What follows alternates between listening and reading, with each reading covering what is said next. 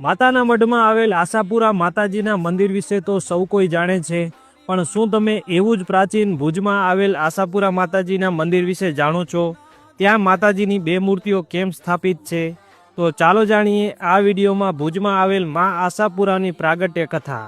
કચ્છના મહારાવ ખેંગારજી પહેલાએ ભુજ શહેરની સ્થાપના વિક્રમ સંવત 1605માં કરી હતી। ત્યારબાદ મોરબીમાં વિજય અપાવનાર સારસ્વત બ્રાહ્મણ દિવાન રૂંઘા જોશીને કચ્છના દેશદેવી મા આશાપુરાનું મંદિર ભુજમાં બનાવવાનું કામ સોંપવામાં આવ્યું। તેમના દ્વારા 1610માં એટલે કે આજથી 472 વર્ષ પહેલા માતાજીનું મંદિર બનાવવામાં આવ્યું। સંવત 1555માં મહારાવ ખેંગારજી પહેલાને આશીર્વાદમાં મળેલ મા દુર્ગા માતાજીની પંચધાતુમાં ઢાળેલ મૂર્તિના આધાર પર આશાપુરા માતાજીની મૂર્તિ બનાવવામાં આવી, જેની આજ દિન સુધી પૂજા અર્ચના થાય છે।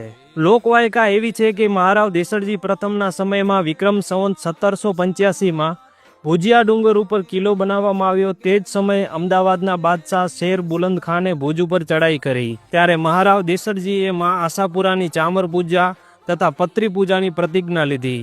આ યુદ્ધમાં મહારાવ દેસરજીના કુંવર લખપતજી તથા રોહા ઠાકોર શ્રી જીયાજી વીરતાપૂર્વક યુદ્ધ લડ્યા અને શેર બુલંદ ખાન સામે ભવ્ય વિજય પ્રાપ્ત કર્યો। પ્રતિજ્ઞા પૂરી કરવા મહારાવ શ્રી દેસરજીએ આસો સુદ પાંચમના દિવસે દરબારગઢમાં ચામર પૂજા કરી અને આઠમના રોજ માતાના મઢ તેમજ આશાપુરા મંદિરમાં પત્રી પૂજા કરી। ત્યારથી આ પૂજાની રાજ પરંપરા ચાલુ થઈ। હાલ આ ભવ્ય મંદિરમાં આશાપુરા માતાજીની બે મૂર્તિઓ બિરાજમાન છે, જેની પાછળ એક ઐતિહાસિક ઘટના રહેલી છે। કચ્છના મહારાવ રાયધણજી બીજાએ મુસ્લિમ ધર્મના પ્રભાવમાં આવી ભુજ આશાપુરા મંદિરને ખંડિત કરવાનું વિચાર્યું। તેની જાણ પૂજારીને થતાં તેઓ આશાપુરા માતાજીની મૂર્તિ અજ્ઞાત સ્થળે લઈ ગયા।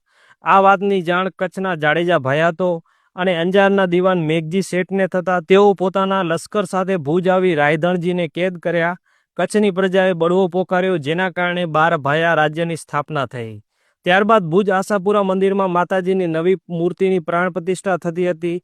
તેની જાણ પૂજારીને થતાં તેઓ અસલ મૂર્તિ લઈ આવ્યા અને તે મૂર્તિની પણ પુનઃ પ્રાણ પ્રતિષ્ઠા કરવામાં આવી।